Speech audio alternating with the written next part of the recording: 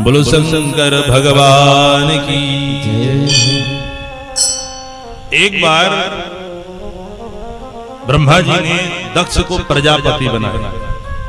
प्रजापति बहुत बड़ा पद होता था, ध्यान से श्रवण करेंगे।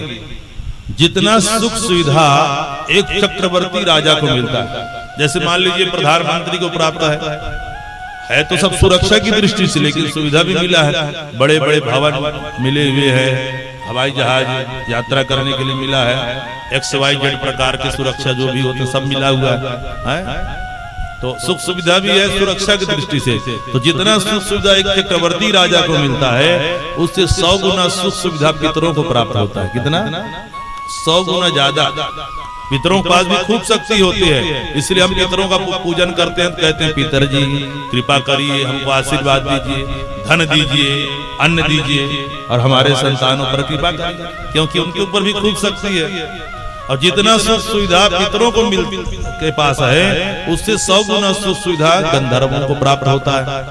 जितना गंधर्वों को सुख सुविधा प्राप्त होता है, उससे 100 गुना सुख सुविधा कर्म देवों को प्राप्त है। जो पूजा पाठ हम जिन देवताओं को करते हैं उनको भी प्राप्त है, तब भी छोटे मोटे कामनाओं की पूर्ति वो भी कराते हैं। जितना सुख सुविधा कर्म देवों को प्राप्त है, उससे 100 गुना इंद्रादिक देवताओं को प्राप्त है। जितना सुख सुविधा जो है इंद्रादिक देवताओं को प्राप्त होता है, उससे 100 गुना ज्यादा पितरों कहता हूँ प्रजापति को मिलता है। बोलिए राधे राधे।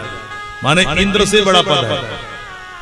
और जितना सुख सुविधा प्रजापति को मिलता है, उससे 100 गुना सुख सुविधा ज्यादा ब्रह्मा जी को मिलता है।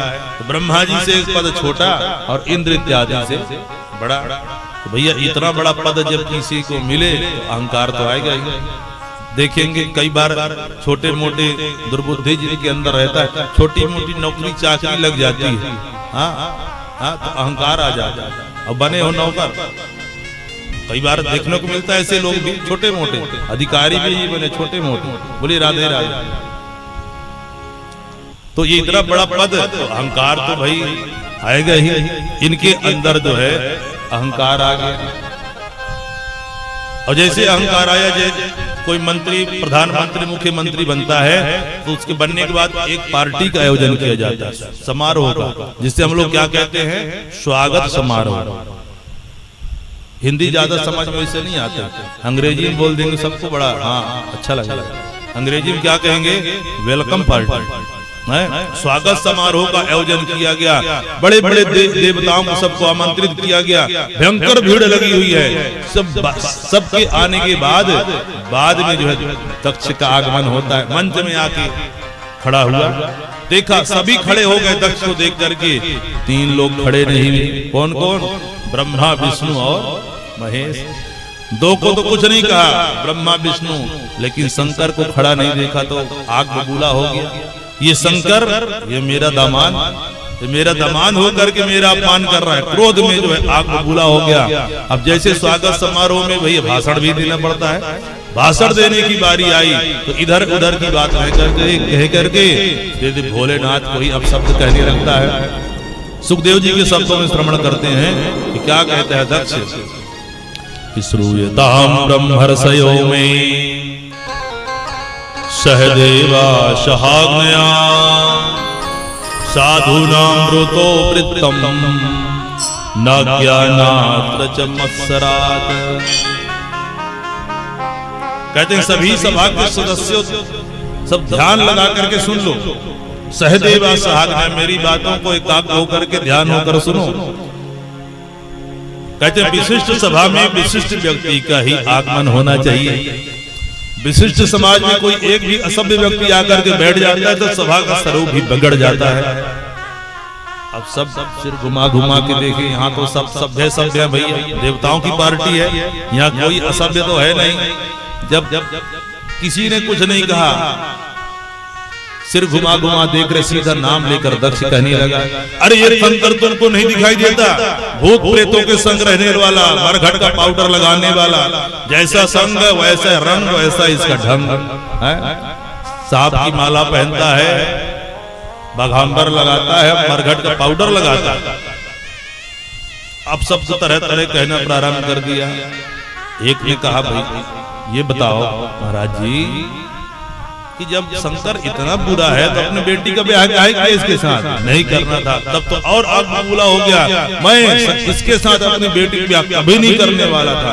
कहा मेरी मृगलोचनी कन्या और ये बंदर जैसे आंख वाला, वो तो अपने पिता ब्रह्मा की बात मान लिया, मैं कभी ऐसा करने वाला नहीं था। और उसका जो है अब शब्द कहना बंद ही न करे। नंदी बाबा से रहा ना गया, तमतमा के खड़े हो गए। शंकर भगवान समझाए, बोले भैया बैठ जाओ। बोले प्रभु आपकी जो निंदा करे कान से उसको सुनना नहीं चाहिए।